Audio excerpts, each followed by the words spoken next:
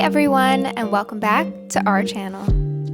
Hey everyone, I recently made a video about vet costs for puppies, and we were transparent about all of Willa's costs in her first 2 years. Funny enough, on our morning run that same Friday, I was listening to the New York Times daily podcast, which I do every morning. But this morning was special because they actually did a story on dogs' vet bills. So what are the chances? And after listening to this story, I have some thoughts and I would love to share them with you all. The story is about how vet costs have increased considerably over the last few decades, and mainly how pet owners are now going into debt for those costs. Overall, they shared my same opinion about pet insurance, which is basically useless for actually covering the costs, and how unfortunately some pet owners are actually going into debt, or even worse, they're using high interest credit cards to pay for their bills. All right, let's dive into this story.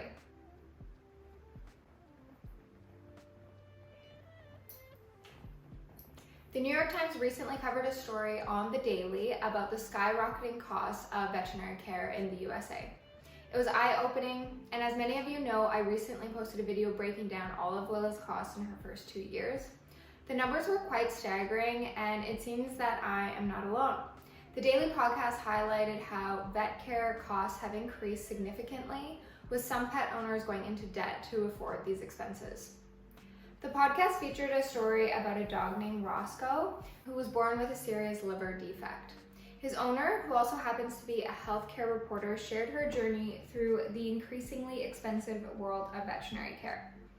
Over the past decade, the cost of vet services has risen over 60%, far outpacing general inflation. One of the major reasons for this increase is how pets have become more like our children. The culture of pet ownership has changed drastically. So 60 to 70% of American households now have a pet, and many of us treat them as family members. A survey even found that nearly half of all Americans let their pets sleep in their bed with them. The emotional bond has led to higher spending on pet care, from gourmet food to specialized medical treatments. Vet care now resembles human health care more than ever before, with advanced treatments like MRI scans and specialized surgeries. While this is great for our pets, it also means higher pet bills. The podcast shared stories of pet owners going to great lengths, using high interest credit cards, dipping into retirement funds, and even taking on a second job to afford their pet's care. I learned that there is an option being offered to pet owners called a medical care card, offered at a lot of these veterinary clinics, right there on the counter. And the way that these cards work is that there's an intro period up to 6 months with no interest, but if you don't pay it off and you still have some debt at the end of that 6-month period, you're looking at a 30% interest, and 1 in 5 people end up actually paying that, which is insanely high.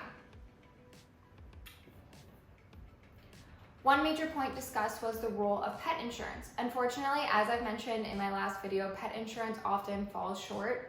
The podcast revealed that only about 4% of pet owners have insurance, and many plans don't cover pre-existing conditions, and they may require an upfront payment without the promise of ever actually getting that money back. Another factor driving up costs is the rise of corporate-owned veterinary clinics. Companies like Mars, which owns several major vet clinics, have turned veterinary care into a multi-billion-dollar industry. This corporate consolidation has led to increased pressure on vets to order more tests and treatments, sometimes prioritizing profits over pet care. Whenever there are industries that continue to perform better and better over the years, you know that there will be corporate interests that will turn their attention and unfortunately take advantage of you and your emotional attachments in order to make as much money as they possibly can. The situation that we have today is that a quarter of all primary vet care are now owned by corporations, and 3/4 of all specialty hospitals are owned by companies. All these changes bring up some tough ethical questions. Just because we can offer advanced treatments, does it mean that we should? Especially when it puts pet owners in financial distress. The podcast concluded with a moving story about the pet owner's struggle with this very decision. I'll link the podcast below. I definitely recommend giving it a listen so that you can hear more about her story. One piece of advice that I would like to share which I always do on all my videos about vet bills, is to create a dedicated savings account as soon as you confirm your puppy from the breeder, or if you're gonna go to the shelter and pick up a dog, make sure you have your savings account already created. Start setting aside whatever you can each month, even if it's only $100. We contribute $250 and we each contribute $125 each month to Willa's vet bills. This way you will have a safety net for unexpected expenses and won't have to rely on high interest credit cards, loans, a second job, or pet insurance that only covers a portion. It's a small step, but it can make a really big difference down the road. If you found this topic as fascinating and as important as I did, make sure to check out the Dailies podcast. I'll link it below, and the latest vet cost video on my channel, where I go into detail about Willa's vet costs and share tips on managing pet expenses. Don't forget to like, comment, and subscribe for more content like this. Thank you so much for watching. Make sure to give your pup an extra hug today, and I'll see you in the next video. Have a good day. Bye-bye. Bye-bye. Bye-bye. Bye-bye. Bye-bye. Let's go.